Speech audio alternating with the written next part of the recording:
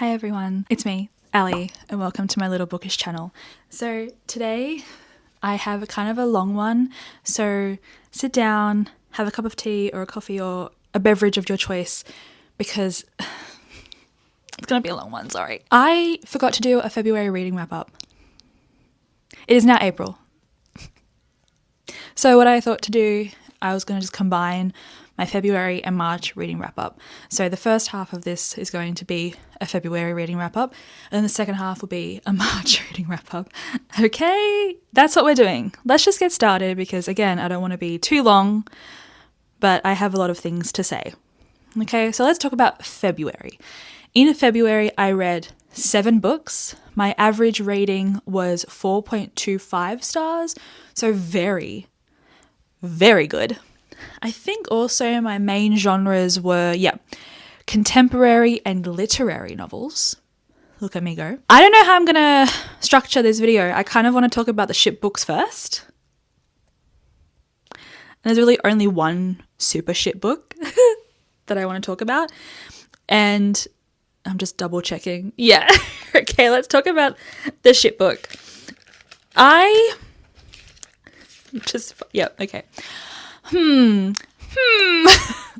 I read this book for a video that I'm still in the process of filming because I've lost all motivation for it. Okay. Anyway. Lola in the Mirror by Trent Dalton. First of all, what the fuck is this book?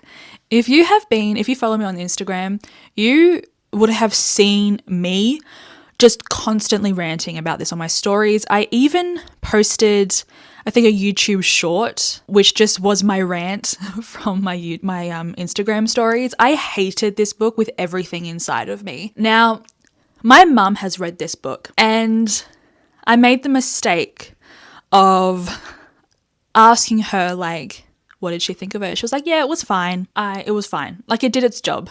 And for some reason, in my mind, I was like, oh, mum really liked this book. No, she didn't. After I finished this book, I had to call her. She was at work. I had to call her. I was that angry. I was like, mum, why the fuck do you have this book? Like, why did you tell me you liked it? And I'm like, she's like, oh yeah, no, it's not that good. I'm like, what? I had to ask her how many stars she gave out of 5, and she said 2. I'm like, mum, in what world is a 2-star book fine? She didn't like the reading experience of it. She didn't like the story. She lied to me, okay? I just didn't ask the correct questions. But still, Lola in the Mirror by Trent Dalton. First of all, I can't believe this is such a success. I can't believe Trent Dalton is an author who Australia, just loves. As an Australian, I say no. I think not. I refuse. I don't want him. No. What is this book about? It's about a manic pixie dream girl, but she's just Aussie and lives in Brisbane. Do not forget the fact that she lives in Brisbane because you are told almost every sentence that she lives in Brisbane. Where is she going? She's going on the train to Brisbane. Or she's going just in other areas of Brisbane. Where is she? The milk bar on the corner of Brisbane. That's literally... I'm getting heated. It's very annoying, okay? I do not recommend this book. But it's about this girl. She's a young woman. Her mother is also a woman. She loves her mum. Her and her mum are on the run. And supposedly they're on the run from the main narrators, our main character, the girl, from her dad, because her dad supposedly was an abusive shithead. That is not really, you find out that that's not really the case. I'm going to spoil it for you because I don't want any one of you to read this book. The mother is not actually her mother. Her mother kidnapped the girl from Perth and then just ran off with her. So she has she has a whole family that she never knew. And so you don't find that out until the end. And so you have this mystery of who this girl is because she doesn't know her name. Her mum never told her her name. Her mother eventually like dies really early on in the book trying to save another child, and they're homeless. So they are, well, not homeless, they're houseless. They live in a van, in a car. I think it's a van. And you basically like just are with our main narrator as she's trying to reconcile herself in the aftermath of her mum not being in her life anymore, trying to find out who she is, trying to survive out on the streets, and just being a manic pixie dream girl. Like literally, it's bad. It's so bad. She's one of those characters like to show off how quirky she is and how like charming she is.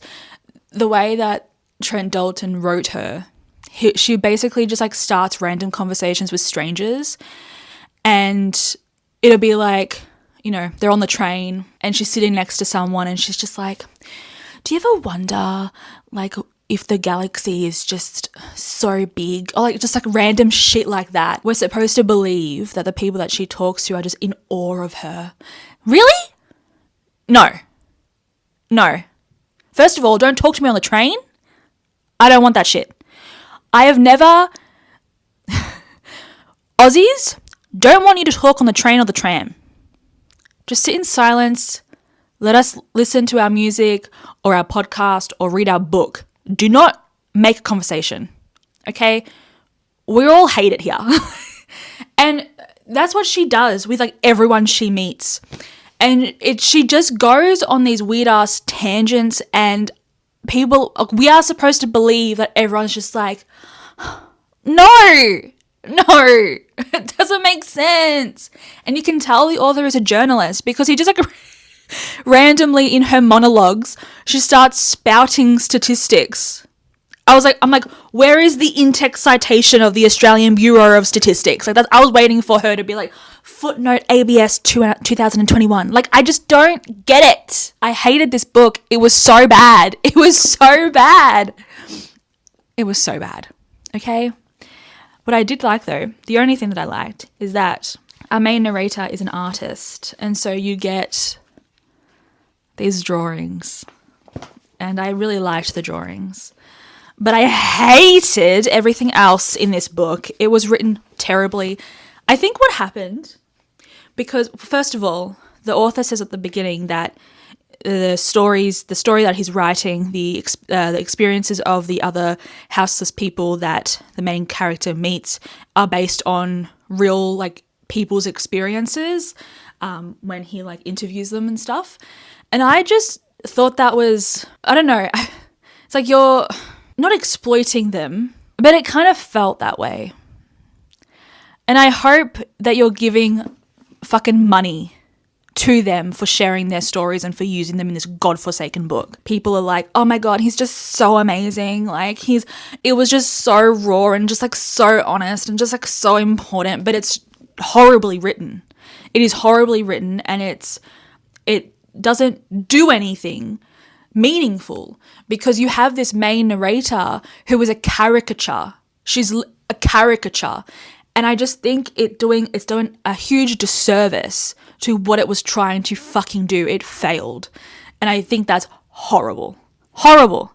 I will never read Trent Dalton again. I have since spoken to friends of mine who have read other books by Trent Dalton and think he is utter trash. So I don't think this is necessarily just this book thing. I think it is every book that he has. I just don't understand how people can like Trent Dalton. He's not a good writer. He has no idea what characterization is. He's just horrible. Do not read Trent Dalton. Okay. That's like the only book that I hated. So let's then go chronologically now. So I then read, oh my God, my books fell. I started off the month of February reading this book for my Fairy Loot project reading vlog that I started in February. And it's The Hurricane Wars by Thea Guanzon. I loved this. However, it is Raylo fanfic. And how would I describe it? It's Raylo fanfic.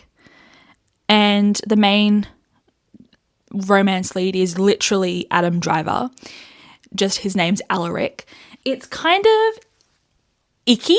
I think this would be categorized as a colonizer romance. Actually, wait, is it? Yeah, I think I would categorize it as a colonizer romance. It's very icky, but I think it's meant to be. I don't think the author at any point tries to romanticize the invasion and slaughter aspect. That is a very big theme that our main character Taliesin is dealing with in her feelings for Alaric, and she can't reconcile it at all. And that's why I said in the reading vlog, like, I'm really interested to see how Thea Guanzon ends this series, because the only possible way is either through the killing of the Knight Empire, who's like the colonizing force, or somehow redemption. But like, how? Because you have Alaric, who, you know, is just he's very sweet and, how do I say this? Well, he's battling a lot of shit inside of him. But at the end of the day, that don't mean shit. You know what I mean? Like, he still goes out and does what his father, oh my God, it's thunderstorming. I need to collect the clothes. But he still goes out and does everything his father says.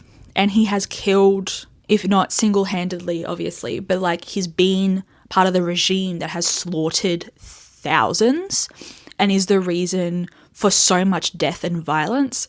And so it's like, how can you make this a fun romantasy? Because the themes itself they're not fun. So I feel as though it's going to be a very interesting ride in how to get there. But although this is it's like a slow build, I don't know if it's necessarily a relationship that we're supposed to want to happen. Like, I loved the pining, but I also loved Taliesin being like, what the fuck am I doing? Like, this guy is part of a regime that has killed like everything that I love, everyone that I love. What am I doing? And like, things happen, and there's an arranged marriage with Alaric, because of course there is. And I was eating this shit up. I won't lie. Don't judge me. Okay, I won't lie. But it wasn't until I finished reading it and then I reflected on it, I was just like, oh, wait 1 second. But in saying that, I don't think Thea Guanzon is writing this to be like, oh, forget everything that's happened. This is incredible. Like, no, that's not what's happening. Taliesin is very much someone who knows reality, and she stops herself from giving in to what she feels and getting angry at herself for what she feels, because, you know, how do you forget? How do you forget? And I think this is going to be, again, quite fascinating in how Thea Guanzon goes about navigating those really, really intense themes. And honestly, I feel like if she decides that killing Alaric and, you know, getting rid of the entire Knight Empire, I'll be right there with her. I'll be like, yes, queen. Because it's just really hard. It's like really hard. So in saying that though, what happens in Star Wars? Whatever happens in Star Wars, I feel like that's going to be the ending of this series. I don't know how many books, but I really liked it. I was eating it up, and I really loved Taliesin as a main character. But I just wanted to like touch base on actually what it is, just so you're aware, because I don't know if I did that properly in my reading vlog. I was just like, oh my God, a slow build romantasy that I was actually enjoying, but I didn't give it enough critical examination as I should have. Like, I mentioned it, but not enough. So that was my mistake. I should just also kind of say the gist of the story. You have Taliesin, who is a soldier. She like flies jets, there's a war with the Night Empire whose powers are with shadows. Taliesin is the last remaining Lightweaver, and shit happens. She finds out things. She gets arranged to be married to Alaric, and she's a really great character. I really, really liked her. And her grandmother is very interesting. So that's what I'm going to say. I then read a poetry collection called Please Do Not Touch This Exhibit by Jen Campbell. Jen Campbell is an author on booktube. I love Jen Campbell. So when I realized she released a new collection, I wanted to pick it up straight away, and I did. It's very small and it is gorgeous. I cried. I haven't read poetry like this in a really long time. It's just the type of poetry that hits you really hard. There are also parts in this that I went over my head. I'm going to be honest with you. But overall, this is amazing. It's an exploration of identity, of being a disabled person, just navigating the world, but also how people with disabilities are treated in the medical field. And it ties into Please Do Not Touch This Exhibit, being on show and kind of being treated like a thing and not a real person, like a human person that deserves fucking respect. It also explores Jen's journey with IVF and, grief surrounding motherhood. And it really touched me. And I don't really read things about motherhood where motherhood is yearned for, where someone wants to be a mother. I realized when I was reading this that a lot of the fiction or a lot of the nonfiction that I typically turn towards is about people not wanting to be categorized as a mother, and not wanting that for themselves. They just want to be themselves and not be pregnant or not have children. And I didn't realize how much of a disservice I was doing to myself by kind of ignoring that. And so reading this it was really eye-opening, and it made me appreciate Jen and just everything. So really recommend this. I then read, oh my God, yes. I don't know if you know this, but I'm in my Claire Keegan era. I read Small Things Like These when it was it longlisted for the Women's Prize? And also, was it also shortlisted or something for something else, like a Booker? I don't know, but I read that book and I freaking loved it. Loved it so, so much. So I've just been listening to Claire Keegan books on Scribd, or Everand as it is now called. So I'm in my Claire Keegan era. So the Claire Keegan that I read in February was actually 2 books. I read So Late in the Day and Foster. Holy majoli. Majoli? What the fuck was that? Anyway, sorry. First of all, So Late in the Day, so incredible. Incredible. It is a novella. Both Foster and So Late in the Day are novellas. I both gave them 5 stars. How would I even describe what they're about? So Late in the Day is about a man and how his treatment of women, specifically his girlfriend and fiance, fundamentally impacts the trajectory of his life. Maybe. Could you say that? It was so fucking good. I was beside myself. I literally, every point that I could listen to this book, I was doing it. I just sitting there that's what I was doing. I was not doing anything other than just sitting and listening. I'll be walking my dog and I literally gasp. It was so good. I recommend reading Claire Keegan as audiobooks. I just think it just provides a different experience to the reading process, and the narrators are always phenomenal. So good. And then Foster. How do I say this?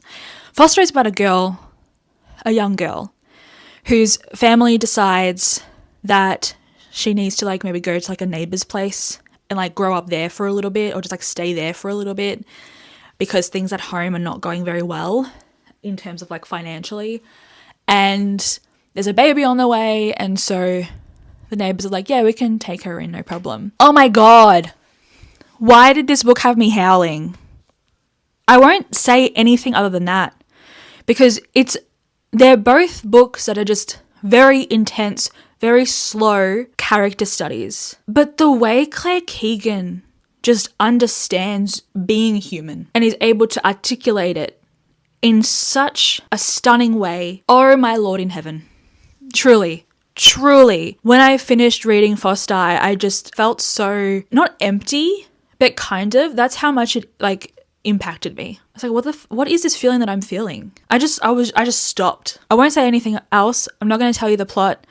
It is a book because there's no real plot, but they're books that you need to experience for yourself.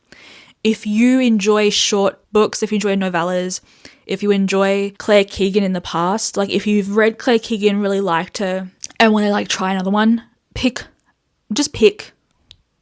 one of those two. Bloody gorgeous, stunning masterpieces. And then in a very bizarre turn of events, I was feeling towards the end of February just uninspired with the TBR that I have. I was just looking at my shelves like, what the fuck do I feel like? I don't know what I want to read. And I was going through them like, no, I don't feel like that. I don't feel like that. I don't feel like that. Then I realized maybe what I'm seeking is something sci-fi. So I picked Contact by Claire Keegan.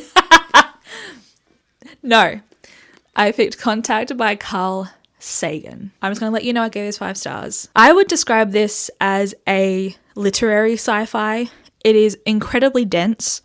It is very sciencey because Carl Sagan was in fact a scientist. And it is a very, I guess like a spin on the typical contact with extraterrestrials. Is that what they're called? Extraterrestrials. First contact between humans and non-humans. It was brilliant. Our main character, Allie, we meet her when she's really, really young.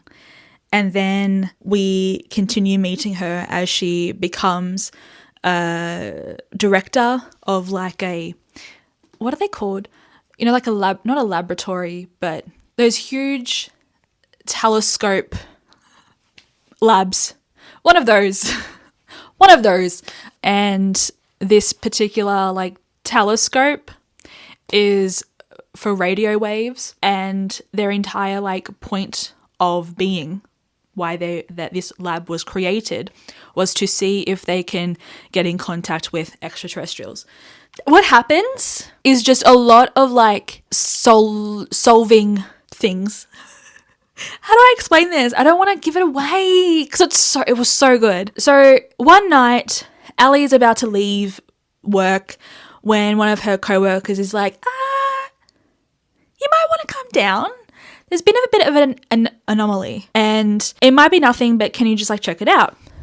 It wasn't nothing. And so she tells, like she goes through the process of having to contact people and do all that. And a lot of the book is actually delving into the politics of, okay, we have contacted aliens, basically. What do we do now? Should we be worried? And having to navigate the political waters, and you see like the negotiations between different like powers of the world, and they all kind of want to be first, you know, but they all have to actually come together to help solve this huge puzzle that these aliens, so to speak, have given them. And eventually the aliens ask them to build a machine, and again, the politics surrounding that, like, is it a machine that's going to like open the gateway and they're going to come and invade and all that sort of stuff. And it's very fascinating. It also goes into kind of philosophy and theology and what that means if there are other beings outside of our earth, of our world. What does that mean for like some religions that claim there's only one creator and he only created this and we're like the chosen people kind of thing. So it was really interesting. It was so interesting. And how it ends and like everything that, oh my God, everything that happens, you're left scratching your head and you're like, wait, what? It was so well done. So well done. And I really want to read his other book, Cosmos. And I also want to watch the movie for this, but I haven't yet. It was just so good. And it was exactly what I needed. And that's what I love. I love books like this that just, you read them at the most perfect time. And I got this on a whim at an op shop for like $2 last year, I think. So amazing. So amazing. The last book that I read in February was this, The Once and Future Sex, Going Medieval on Women's Roles in Society by Eleanor Janiga. Isn't this the most gorgeous cover ever? This is great. I loved this. This is literally what it says on the tin. It's an exploration of womanhood and the like gendered stereotypes surrounding the woman and how it has come to what it is now. And it situates itself in the medieval period, but before doing that, it talks about kind of how ancient Greek philosophers and ancient Roman philosophers and like the early church, the early Catholic Church impacted and influenced, heavily influenced the way women are perceived. And it was fantastic. If you want a really great, like accessible history nonfiction, I recommend this. You don't realize how well she simplifies quite complex ideas and concepts. And she also has a very well-written like underlayer of humor and like sarcasm that is not overdone, and it hits at the right points, and it brings out a bit of a giggle, or like you're like, oh my gosh, she's so right, and like you like roll your eyes. It's really incredible. I really hope she writes more kind of similar to this, because I personally will eat that shit up. I read this so quickly because it was super engaging, and I don't typically read nonfiction fast, but I read this. I was sitting in bed just gobbling it up. It explores, you know, why religion, certain religions especially, she focuses mainly obviously on the Catholic Church because of its influence, and how the, you know, myth of Eve affected women and like the perception of women throughout history, especially in the medieval period, and then how that in turn affected women in the modern period. It also talks about love and the idea of love and sex itself, like sex working and the medical field. It was just really well done. It was really well done, and I highly recommend it. I wish that some parts of this were bigger than the others, but I also can understand why she wanted to keep it not super dense and huge. Like, this is just fantastic. So definitely give it a try. I think it's on Scribd as an audiobook. Might also be as an ebook, but give it a try, friends. And that is February. I have been talking for so long. Let's talk about March really quickly. I have read 14 books. I don't even know how I did it either. I don't want to talk about it. I feel like at one point I got so fixated on reading that I just went a bit crazy. So in March, let's have a look at my stats. Yes, I read 14 books. I read 8 physical books, 2 ebooks, and 4 audiobooks. My average rating was 3.79, and I mostly read literary and fantasy books, which makes absolute complete sense. So let's just go chronologically here. So the first book that I read, where is it? Terra Nullius by Claire G. Coleman. Now, if you don't know, I read Claire G. Coleman's nonfiction book a few years ago, Liars, Damned Lies. It was amazing. One of my favorite nonfiction books of all time. Mum read it around the similar time as me and then reread it like immediately after because she also loved it. So I've been wanting to pick up Claire G. Coleman's fiction for a really long time. This is a book that has been on my TBR for, again, a very long time. So I finally picked it up. Again, I wanted something sci-fi. I also read this for some prompt Was it the February prompt? I think it was a February prompt for the Read Good challenge by Ben Reads Good here on booktube and on Instagram. So it's a apocalyptic, post-apocalyptic type of book, and there's a twist, and I won't say the twist because I think the entire book hinges on that twist. Let's just say you think it's one thing, it is actually another, and the reason why it's labeled sci-fi speculative makes sense. I can't really talk about what the book is without spoiling the twist, so I won't. Terra nullius is, if you're not aware, terra nullius was the term that British invaders called Australia. I think it means like no one, it's like basically like no one has put their mark on it. It essentially wrote off the recognition and acknowledgement that Indigenous Australians were here, living here. They were of the land, they were here, they had their own culture, their own language, they had their systems of trade. They were citizens, they were people of this country, and they were invaded and slaughtered. Like no one was here, we're claiming it kind of thing. That's what the Brits did.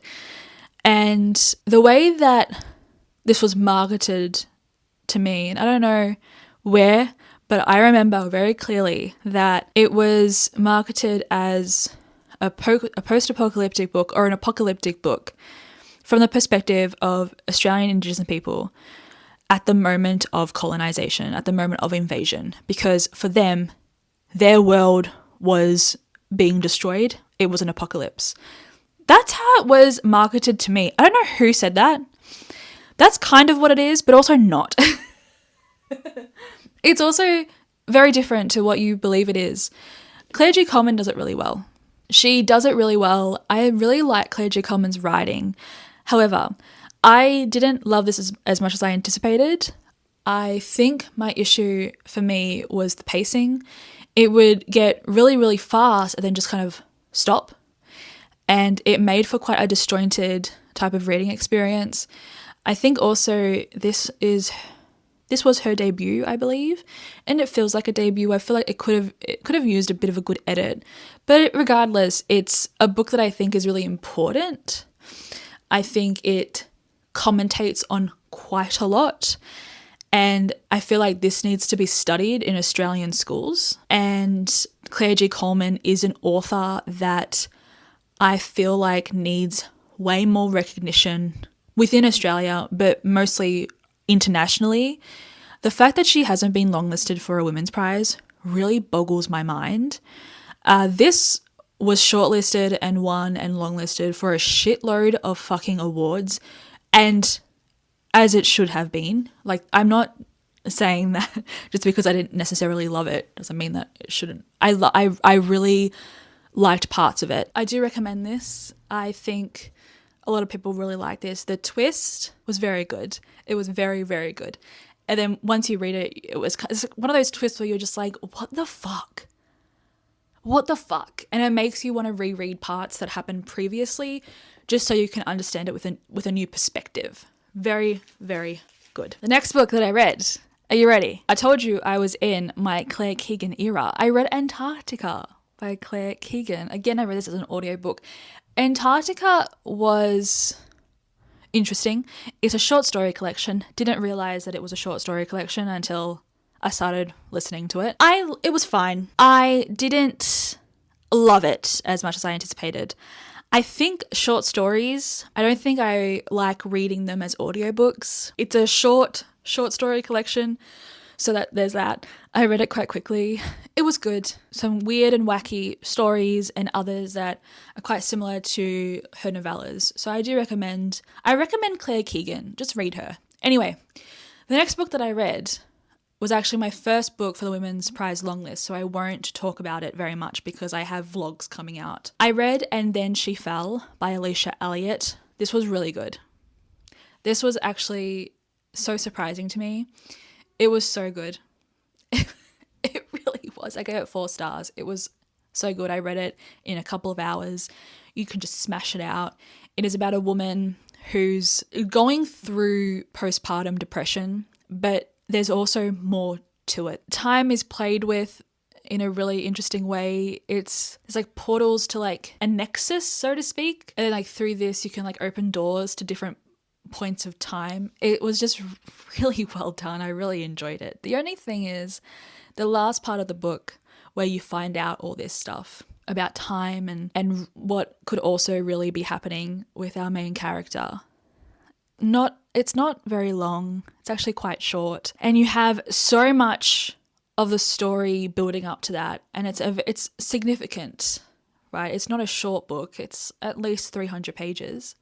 And you have a significant chunk of that book building up to this point, and you're only given like maybe 50 or 70 pages, and it was kind of annoying. I think the last part, there needed to have been more time spent. Slightly did a disservice to the entire story, but I really liked it. I would definitely read from the author again. I really enjoyed the elements of like native culture. The main character is a Mohawk woman, and the author, I believe, is also a Mohawk woman. So it was just really great. It was really great. Highly recommend it. And then I read another book on the long list, The 8 Lives of a Century-Old Trickster by Wurundjeri Lee. This was so good. This was so good. I wasn't expecting what it was, and I didn't expect to absolutely love the main character. She goes through so much, and her personality never changes. Again, I won't talk much about it here because I literally have an entire video of me talking about it. But she is a woman who she wears many hats in her life as a result of a variety of different things. And she goes through quite a lot of trauma, and she's a badass. She's a survivor. She does what she has to do. And I really loved Mrs. Mook. So that's all I will say. And then I finally read Western Lane by Chetna Maru, another book for the long list. Can you tell that I read a majority of my long listed books in March? I liked this. Again, I gave it 4 stars like I did with The 8 Lives of a Century-Old Trickster, and Then She Fell. It was good. It just wasn't for me. I really loved the writing, and I really loved the exploration of family and love and the aftermath of grief and like how to continue going. It also inadvertently focused, or not really focused, but like explored the unceaseless work of mothers and of women, especially like oldest daughters. And again, thought that was great. The writing was almost poetic in places. Again, beautiful. And sometimes the meaning went right over my head. But at the end of the day, this is a book about squash. I am not a sporty girl. The only sports that I like to read about is hockey in a romance book, okay? Like, I'm a basic bitch, okay? So this was ultimately a book about squash. I was bored. It felt so long, and it's a very short book. But I appreciated all the other elements that I just said. So I gave it 4 stars. I think I gave it 4 stars or 3.5 stars, something around there. I think a lot of people will love Western Lane. Like a lot of people will love The 8 Lives of a Century-Old Trickster. There's a really great like mass audience popularity quality to it. So I recommend it. It is now raining. I got to collect the clothes, but I'm going to see if I can get through this. I then read Thornhedge by T. Kingfisher. I read this really quickly. It's a novella. I love this. It's just a type of like fractured fairy tale situation. It's a different interpretation of Sleeping Beauty. And I thought the main character, Toadling, was fabulous. The writing was also fabulous. It's just a really good time. If you want a really good time, always pick up a T. Kingfisher book, especially like Nettle and Bone and all those types of books. I need to read more T. Kingfisher. My library has a lot of T. Kingfisher ebooks that I'm planning on reading. I think they're just so good. They're like a palate cleanser. They're amazing. I can't speak much about Thornhedge because it's such a short novel that it will literally spoil it. And I want to keep this as, even though I've spoiled so many books, but I'll try and keep it as spoiler free as possible. Read it. It's really cute. If you just want like a cute, adorable little story, then read it. Talking about a good time. I read My Roommate is a Vampire by Jenna Levine. Oh, this was Great. Exactly what it says on the tin. It's a really light-hearted romance between a vampire and a human, and they were roommates. It's just adorable. It's literally adorable. I gave it 4 stars. I think this needed a bit more hype. Yes, it heavily depends on the main character being super naive. Our main character, whose name is Cassie, on being super naive. Okay, she literally has to like never open her eyes and actually like ask questions. And it also depends on the main love interest being, what's that word? So not of the modern period. He wears a top hat, for goodness sakes, and like being really quirky and eccentric. And it really heavily depends on that. But it's also a book that doesn't shy away from that. Like, it leans into its ridiculousness. It's just a really fun ride. And I really like the way it ended. I think it ended in a way that made sense, because a lot of romance books with vampires or with supernatural beings that have immortal lifespans, they're together maybe a month and then she's like, yes, I will turn into a vampire and spend eternity with you. It's like, babe, you don't know each other for that very long. And this ended in a way that made so much sense, and I think it was done incredibly well. And as my non-fiction book of March, I read Rainbow History Class, Your Guide Through Queer and Trans History by Hannah McElhenney. I'm so sorry. Again, what it says on the tin. This was a fantastic, like, snapshot of queer and trans history. It was amazing. It is categorized in, like, parts. So you have, like, ancient civilizations and, like, the ancient worlds, and it kind of goes through time, and it just talks about different figures who may have been queer or just in ways that they existed in, like, non-normatively, like they were going against the norm. And it was really heartwarming, and it kind of emphasized, like, the community, you know what I mean? Like, reading this, I'm just like, I am so proud. And it's also incredibly sad and heartbreaking. It's the best of both worlds. And it's absolutely amazing and so pretty. Like, the artwork is incredible. I then read The Wheel of Time, The Fires of Heaven, book 5 in the Wheel of Time series by Robert Jordan. I did an entire reading vlog about this book, so watch that. Again, I can't say anything because it will spoil literally everything. I love Wheel of Time. I love the characters, even though they fucking annoy the shit out of me. Nynaeve, I'm talking about you, bitch. And Yumin. And Elaine. But I can't get enough of this. And the amount of world building, the foreshadowing, incredible. I won't say anything more. You just need to watch my reading vlog. I then read, I've been talking so long, I read another book for the Women's Prize longlist, and this is definitely a standout. It's In Defense of the Act by Effie Black. This was amazing. It is about a queer woman who believes that in certain situations, the act of suicide is actually a good thing. And we journey with her as she talks about why she believes that and how that impacted, like, her career in terms of what she's researching as an academic, as a biologist, and then how that changes. And it's gorgeous. I cried with this book. I think it is a book that you need to read yourself. I loved it. And if this was a debut, I want to read everything by this author that she comes out with, because it was just so wonderfully written. I knew from, like, the first couple of pages that I was going to enjoy it because I really liked the narrator's voice. I think the focus on non-normative families, and as well as just, like, being queer and being an auntie or an uncle or a family, or just being, like, a family, a queer person in a family, and it was just really wonderful. The focus on family, on love, was really great, and it was also heartbreaking. And the way that this book is written, and the main character is writing it to someone, and when you find that out, like, who she's writing it to and how her life kind of changed because of this person, so wonderful. Highly recommend it. Also, though, for, like, every book that I talk about, check for trigger warnings, especially for the long listed books. They're dealing with pretty heavy themes. Let's just finish the books that I read for the long list. I then read Hangman by Maya Binyam.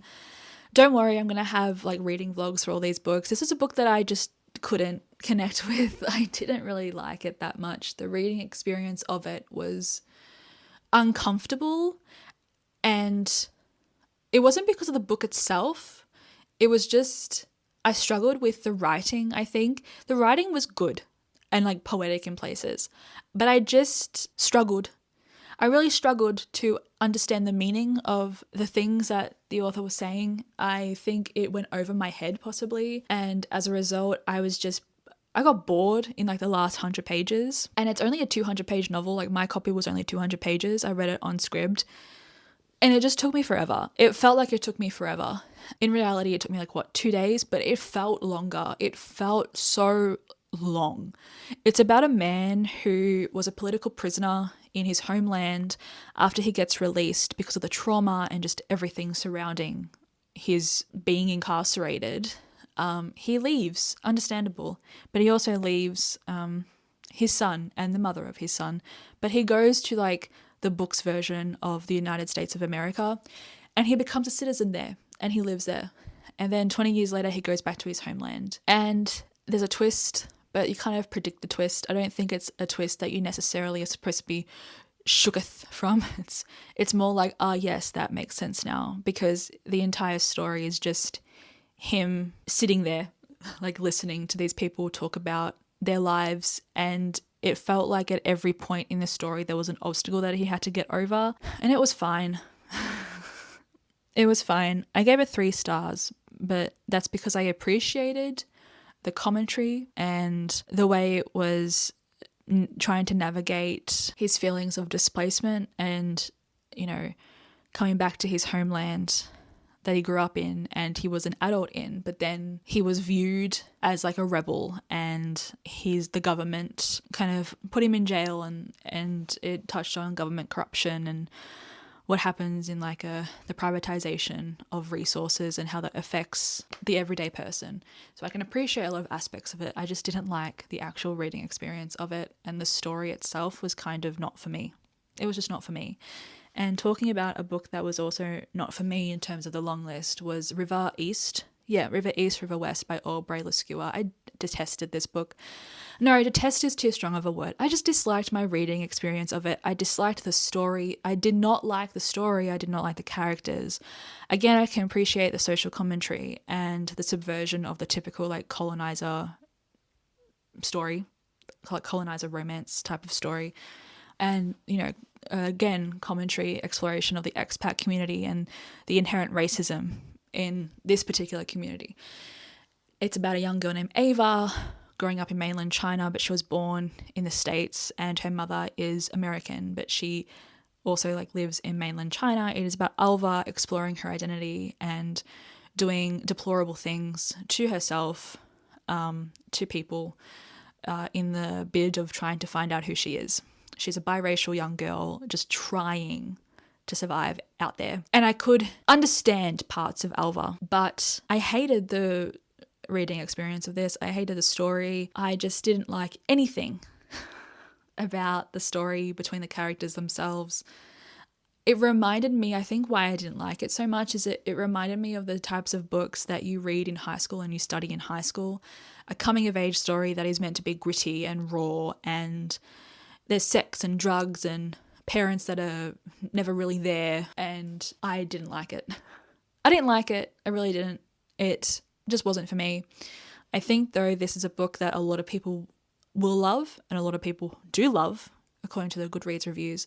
So don't really take anything that I say seriously, because reading is subjective, but it just wasn't for me. It really wasn't. And infidelity is one of my like biggest no-nos. Sometimes I'm okay with it in books, but like when it's really a fundamental aspect of the entire story, I hate it. I really do. Especially in the way that it was written here. I felt like at times it was trying to justify itself, especially the ending. The ending, I was like, oh, like, look at the happy family now. Like, we went through so much, but look at us now. Like, this kind of like element of hope. And yes, they kind of come together and they have like a bit of a moment, but I just did not like it at all. I couldn't stop rolling my eyes. I really just didn't like it. It was not for me, and I should have DNF'd it, but I felt guilty for DNFing The Maiden by Kate Foster. I DNF'd that in March, which I should have mentioned, because I also detested it. So there you go. That's all the Women's Prize longlist books that I read. And then, because I'm in my Claire Keegan era, I read the last Claire Keegan book that is available for me, and I think that she's written. It's another short story collection called Walk the Blue Fields.